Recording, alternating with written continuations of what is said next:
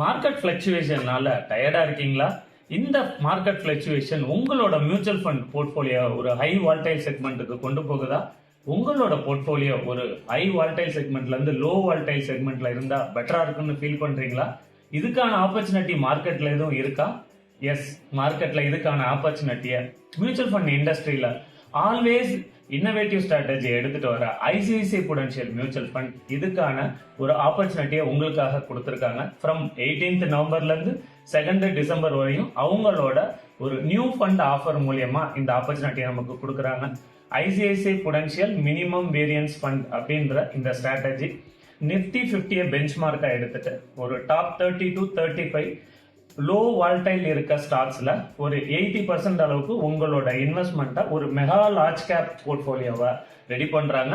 as per SEBI guidelines ஒரு 20% அளவுக்கு other theme like global mega large cap ஃபண்டையும் இந்த ஸ்கீம்ல வந்து நம்மளால ஆட் பண்ண முடியும். அதுக்கான அப்ரூவலையும் கையில வச்சிருக்காங்க. ஸோ கம்ப்ளீட் ஒரு லோ வால்டைல் செக்மெண்ட்ல ஒரு போர்ட்ஃபோலியோ வந்து ரெடி பண்றாங்க. நம்மளோட வியூ என்ன அப்படின்னு பார்த்தோம் அப்படின்னா, லாஸ்ட் ஒரு 15-20 இயர்ஸா எந்த செக்மெண்ட் ஆஃப் ஃபண்ட்ஸ் வந்து ஹையஸ்ட் ரிட்டர்ன் கொடுத்துருக்கோம் அப்படின்ற ஒரு கொஸ்டின் இருக்கலாம். ஸோ எல்லாத்தோட ஒரே ஆன்சர் என்னவா இருக்கும்? Small cap fund and mid cap fund இந்த ஸ்கீம்ஸ் தான் வந்து ஹையஸ்ட் ரிட்டர்ன் கொடுத்துருக்கோம்.